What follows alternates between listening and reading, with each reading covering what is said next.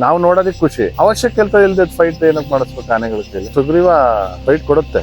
ಕರಡಿ ಒಂಟಿ ಆಯ್ತಾ ಕರಡಿ ಇನ್ನು ಮಸ್ತಿ ಬಂದ ಟೈಮಲ್ಲಿ ರೋಡಲ್ಲೆಲ್ಲ ತಿರುಗೋದು, ಈ ಬೈಕ್ ನಡ್ಸೋದು, ಜನಗಳ ನಡ್ಸೋದು ಸ್ವಲ್ಪ ಎದುರ್ಸಕ್ ನೋಡ್ತಿರುತ್ತೆ.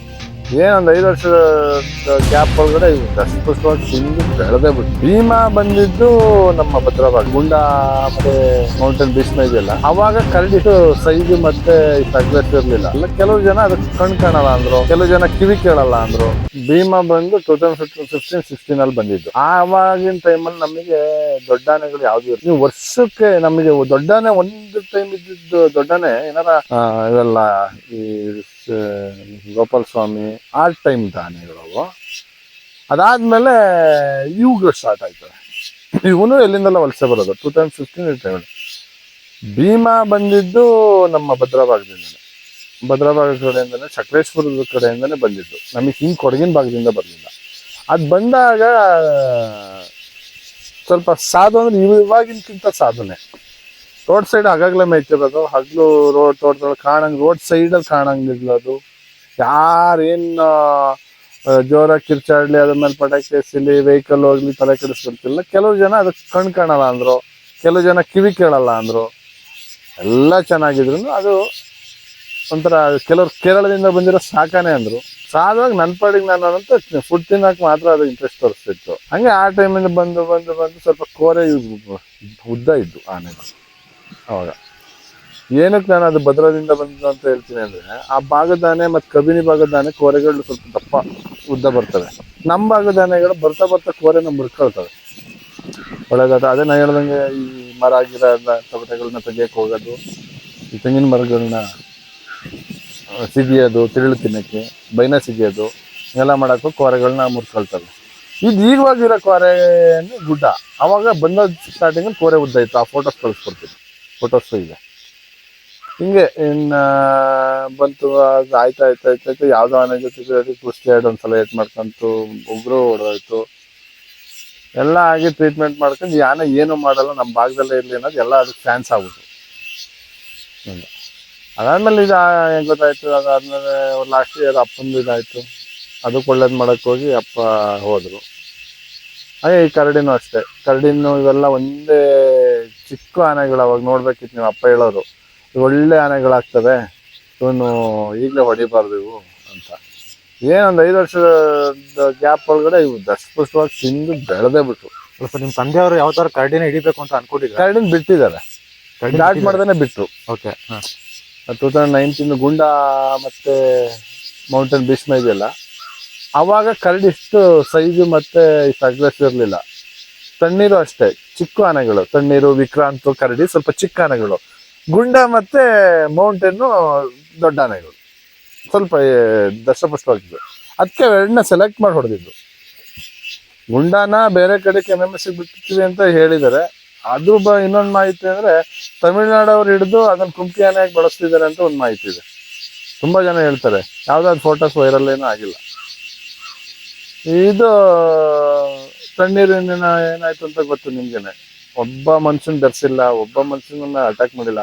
ಅದೇನು ಮಾಡ್ತಿತ್ತು ತಪ್ಪ ಅಂದರೆ, ಹಗ್ಲು ಹೋಗ್ಬಿಟ್ಟು ಅವ್ರ ಮನೆ ಹತ್ರ ಏನಾದ್ರು ತಿನ್ನಕ್ಕಿದ್ಯಾ ಅಂತ ನೋಡ್ಬಿಟ್ಟು ತಿನ್ಕೊಬಿಟ್ಟು ಬರೋದಷ್ಟೇ.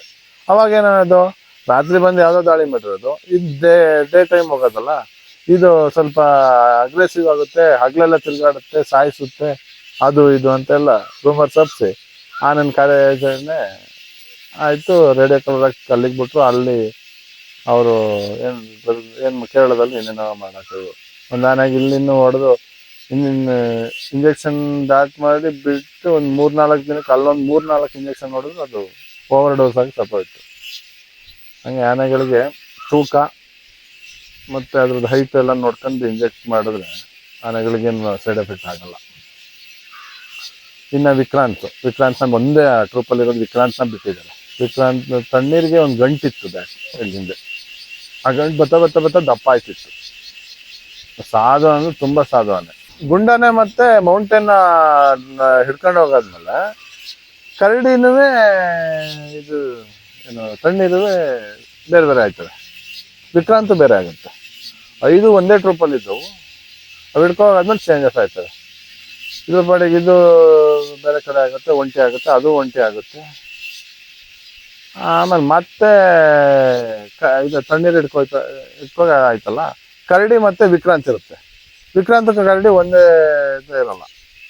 ಕರಡಿ ಒಂಟಿ ಐತೆ ಕರಡಿ ಇನ್ನು ಮಸ್ತಿ ಬಂದ ಟೈಮಲ್ಲಿ ರೋಡಲ್ಲಿ ಎಲ್ಲ ತಿರುಗೋದು, ಈ ಬೈಕ್ ನಡ್ಸೋದು, ಜನಗಳಿಂದ ನಡ್ಸೋದು, ಸ್ವಲ್ಪ ಎದುರ್ಸಕ್ಕೆ ನೋಡ್ತಿರುತ್ತೆ.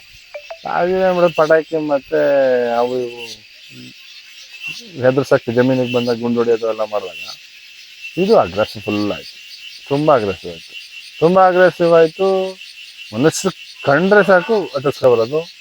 ETF ಅವ್ರನ್ನ RRT ಅವ್ರನ್ನ ಟ್ರ್ಯಾಕ್ ಮಾಡೋ ಟೈಮಲ್ಲಿ ಬರೋದು ಅಂದ್ರೆ ಹೆಂಗೆ, ಏನು ಸಿಕ್ಕಿದ್ರೇನೆ ಅವ್ರು ಉಳಿಯೋದೇ ಇಲ್ಲ. ಸುಮ್ಮನೆ ಎದುರ್ಸಕ್ಕೆ ಬರೋದಲ್ಲ, ಅವ್ರು ಎಲ್ಲಿದ್ದಾರೆ ಅಲ್ಲಿವರೆಗೂ ಹೋಗೋದು. ಆ ಥರ ಇನ್ನೊಂದು ವಿಡಿಯೋ ಇತ್ತು ಮತ್ತೂರೊಂದು. ಮತ್ತೂರು ಇದೇ ಥರ ಅಗ್ರೆಸಿವ್. ಅದು ಒಳ್ಳೆ ಆನೆ ಸರ್. ಅದು ಸುಮ್ಮನೆ ತಮಿಳ್ನಾಡಿಗೆ ಬಿಟ್ಟರು ಅಲ್ಲಿ ಕರೆಂಟ್ ಶಾಕ್ ಹೊಡೆದ್ಬಿಟ್ಟು ಸತ್ತೋಗ್ಬಿಟ್ಟು. ಓಕೆ. ಒಳ್ಳೆ ಆನೆಗಳನ್ನ ನೋಡಿ ಚೆಕ್ ಮಾಡಿ ನಾವು ಇಟ್ಕೊಂಡ್ರೆ ನಮಗೆ ಕುಂಕಿ ಆನೆಗಳು ಇದ್ದಂಗೆ ಆಗುತ್ತೆ. ಅದು ಮುಂದೆ ಹೆಂಗಾಗುತ್ತೆ ಅಂದ್ರೆ ಎಲ್ಲ ಆನೆಗಳು ಇಲ್ದಾಗ ನಾವು ಎಲ್ಲಿರುತ್ತೆ ಸಿಗ್ತವೆ ಆನೆಗಳು. ಈಗ ಆಂಧ್ರದ ಪರಿಸ್ಥಿತಿ ಆಗ್ಬಿಡುತ್ತೆ ಅನ್ನಿಲ್ಲ. ಕರಡಿ ಯಾವಾಗ ಅಗ್ರೆಸಿವ್ ಆದ್ಮೇಲೆ ಅದನ್ನ ಹಿಡಿಲೇಬೇಕು ಅಂತ ಒಂದು CC ಫುಟೇಜ್ ಸಿಕ್ತಲ್ಲ ನೋಡಿ. ಆ ತೋಟದಲ್ಲಿ, ಅಡಿಕೆ ತೋಟದಲ್ಲಿ ಒಂದು ಇವ್ರನ್ನ ಅಟ್ಯಾಕ್ ಮಾಡ್ಬಿಡುತ್ತೆ. ಹೌದು. ಅದಾದ್ಮೇಲೆ ಅಂತೂ ಫುಲ್ ವೈರಲ್ ಆಗುತ್ತಲ್ಲ, ಅವಾಗ ಕ್ಯಾಪ್ಚರ್ ಮಾಡಕ್ ಇದು ಮಾಡ್ತಾರೆ. ಆ ಕಾರ್ಯಾಚರಣೆ ಸ್ಟಾರ್ಟ್ ಮಾಡ್ಬೇಕಾದ್ರೆ ಮದ ಹಬ್ಬ ಇರುತ್ತೆ. ಅಭಿಮನ್ಯು ಕರ್ಕೊಂಡು ಹೋಗ್ಬೇಡ ಅಂತ ಸುಗ್ರೀವ, ಭೀಮ, ಅಶ್ವತ್ಥಾಮನ್ ಕರ್ಕೊಂಡು ಹೋಗ್ತಾರೆ. ಕರ್ಕೊಂಡು ಹೋಗಿ ಬೇಡ ಅಭಿಮನ್ಯನ ಅಂತ ಹೇಳ್ಬಿಟ್ಟು 3 ಆನೆ ಕರ್ಕೊಂಡು ಹೋಗಿರ್ತಾರೆ. ಮಲಗಿದ್ದ ಆನೆ ಎದ್ದು ಬಂದಾಗ ಸ್ವಲ್ಪ ಸುಗ್ರೀವ ಫೈಟ್ ಕೊಡುತ್ತೆ. ಭೀಮನು ಅಶ್ವತ್ಥಾಮನು ಓಟ. ಆಮೇಲೆ ಸುಗ್ರೀವ 3 ಆನೆ ಮೇಲೆ ಸ್ಟಾರ್ಟ್ ಮಾಡೋಕೆ ಓಡ್ತವೆ ಆನೆಗಳು, ಕರ್ಕೊಂಬರ್ತಾರೆ. ಆಮೇಲೆ ನೆಕ್ಸ್ಟ್ ಡೇ ಕ್ಲೋಸ್ ಮಾಡಿ ನೆಕ್ಸ್ಟ್ ಡೇ ಅಭಿಮನ್ಯನ ಕರ್ಕೊಂಡು ಇವನ್ನ ಪಕ್ಕದಲ್ಲಿ ನಿಲ್ಲಿಸ್ಕೊಂಡು ಕಾರ್ಯಾಚರಣೆ ಸ್ಟಾರ್ಟ್ ಮಾಡ್ತಾರೆ. Next day okay. ಹಿಂದಿನ ದಿನ ಸುಗ್ರೀವ ಕ್ಲೋಸ್ ಮಾಡ್ತಾರೆ. ಭೀಮ, ಇನ್ನೊಂದು ಅಶ್ವತ್ಥಾಮ 3 ಓಡುತ್ತೆ. ನೋಡುತ್ತೆ. ನೆಕ್ಸ್ಟ್ ಡೇ ಅಭಿಮನ್ಯು ಕರ್ಕೊಂಡ್ಬಂದು ಅಭಿಮನ್ಯು ಅಲ್ಲೇ ಅದು ಮಸ್ತ್ ಇರುತ್ತೆ ಅಂತ ಕರ್ಕೊಂಡು ಹೋಗಿರಲ್ಲ. ಆಮೇಲೆ ಹೋದ್ಮೇಲೆ ಅಭಿಮನ್ಯು ಜೊತೆ ಫೈಟ್ ಬರುತ್ತೆ. ಆ ಫೈಟ್ ಬಿದ್ದಾಗ ವಿಡಿಯೋ ವೈರಲ್ ಆಗಿದೆಯಲ್ಲ, ಆಗ ಡಾಟ್ ಆಗುತ್ತೆ. ಡಾಟ್ ಆದ್ಮೇಲೆ ಆನೆ ಇದೆ ಅಷ್ಟು ಸಾಕಾಗಿದೆ. ಫ್ಯೂಚರ್ ಆನೆ ಒಳ್ಳೆ ಕಾರ್ಯಾಚರಣೆ ಕುಂಕಿನ ಮಾಡ್ಬೋದು. ಕಡಿನ ಈಗ ಆನೆನ ಮಾವುತ ಹ್ಯಾಂಡಲ್ ಮಾಡ್ತಾ ಇರ್ತಾನೆ, ಕಾಡಾನೆ ಫ್ರೀ ಇರುತ್ತೆ. ಅದು ಹೇಳ್ದಂಗೆ ಸನ್ನೆ ಮಾಡ್ದಂಗೆ ಅದು ಕೇಳ್ಬೇಕಲ್ವಾ. ಇನ್ನೊಂದೇನು ಅಂದರೆ ಫೈಟ್ ಮಾಡಿಸ್ಬೋದು, ನಾವು ನೋಡೋದಕ್ಕೆ ಖುಷಿ.